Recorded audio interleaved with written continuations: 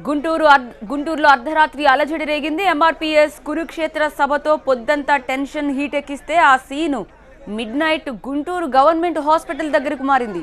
చికిత్స పొందుతున్న కార్యకర్తను పరామర్శించేందుకు వచ్చిన ఎంఆర్పీఎస్ వ్యవస్థాపక మందకృష్ణను పోలీసులు అరెస్ట్ చేశారు. అయితే ఎంఆర్పీఎస్ కార్యకర్తల్ని పోలీసులు అడ్డుకునేందుకు ప్రయత్నించడంతో ఉద్రిక్తత ఏర్పడింది. చివరకు పోలీసులు మందకృష్ణను అరెస్ట్ చేసి జీప్లో తీసుకెళ్లారు.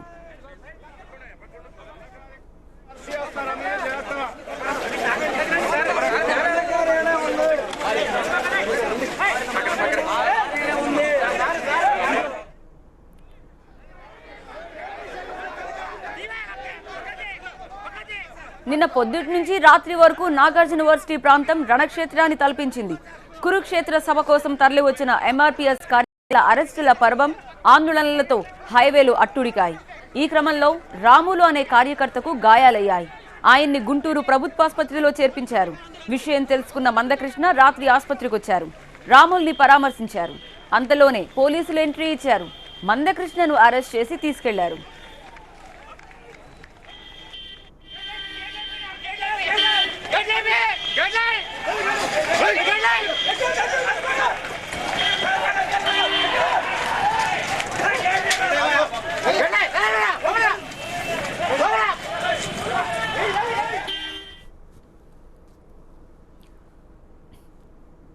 రిజర్వేషన్ల వర్గీకరణ కోసం తలపెట్టిన కురుక్షేత్ర సభకు ఏపీ ప్రభుత్వం అనుమతి నిరాకరించింది.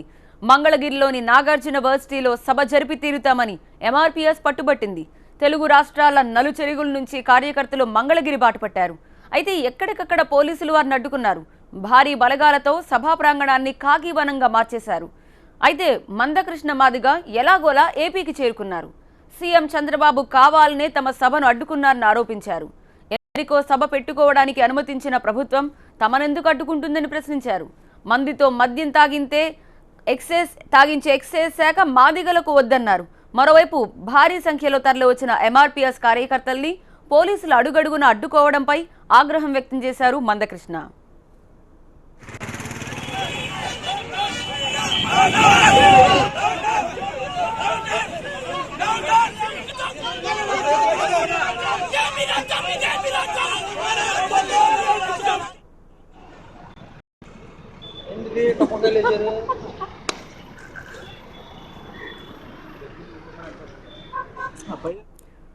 కురుక్షేత్ర సభ కోసం తరలి వచ్చిన ఎంఆర్పీఎస్ కార్యకర్తల్ని పోలీసులు ఎక్కడికక్కడ అడ్డుకున్నారు.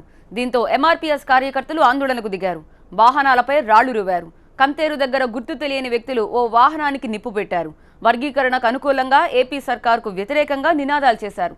పొద్దుటి నుంచి మందకృష్ణ జాడ కోసం జల్లెడబట్టిన పోలీసులు ఎట్టకేలకు గుంటూరు ప్రభుత్వాసుపత్రిలో రాత్రి అరెస్ట్ పర్వం పూర్తి చేశారు.